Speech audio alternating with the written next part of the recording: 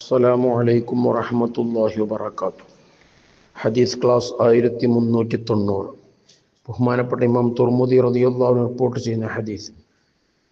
അൻ അബീ ഹുറൈറ റളിയല്ലാഹു അൻഹു ഖാൽ, അബൂ ഹുറൈറ റളിയല്ലാഹു അൻഹു തൊട്ട് നിവേദനം അവിടുന്ന് പറഞ്ഞു, ഖാല റസൂലുള്ളാഹി സ്വല്ലല്ലാഹു അലൈഹി വസല്ലം, ഹബീബ് സ്വല്ലല്ലാഹു അലൈഹി വസല്ലമ തങ്ങൾ പറഞ്ഞിരിക്കുന്നു, അൽ മുസ്തശാറു മുഅ്തമനൻ, മുഷാവറ ചെയ്യപ്പെടുന്നവൻ, അഭിപ്രായം ചോദിക്കപ്പെടുന്നവൻ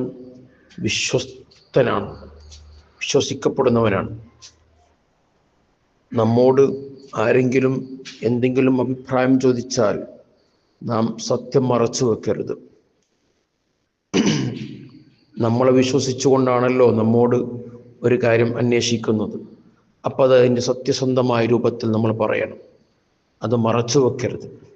വിവാഹാന്വേഷണമായാലും മറ്റേതൊരു കാര്യത്തിലും ഒരു മുഅ്മിനായ മനുഷ്യൻ്റെ സ്വഭാവമാണ് ഏതൊരു കാര്യങ്ങളും മുഷാവറ ചെയ്യുക, അഭിപ്രായങ്ങൾ ചോദിക്കുക എന്നുള്ളത്.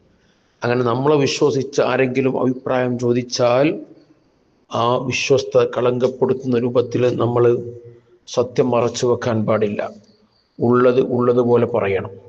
എന്നാൽ ചില സമയങ്ങളിൽ വല്ല ഫിത്നയെ ഭയപ്പെടുന്ന സാഹചര്യം ഉണ്ടായാൽ അവിടെ ഹിക്മത്ത് പോലെ കൈകാര്യം ചെയ്യണം.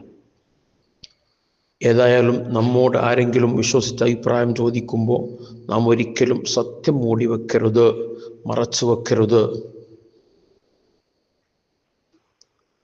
മുഷാവറ ചെയ്യപ്പെടുന്നവൻ, അഭിപ്രായം ചോദിക്കപ്പെടുന്നവൻ വിശ്വസിക്കപ്പെടുന്നവനാണ്. ആ വിശ്വസ്തത ഒരിക്കലും നാം നഷ്ടപ്പെടുത്തരുത് എന്നാണ് ഈ ഹദീസ് നൽകുന്ന പാഠം.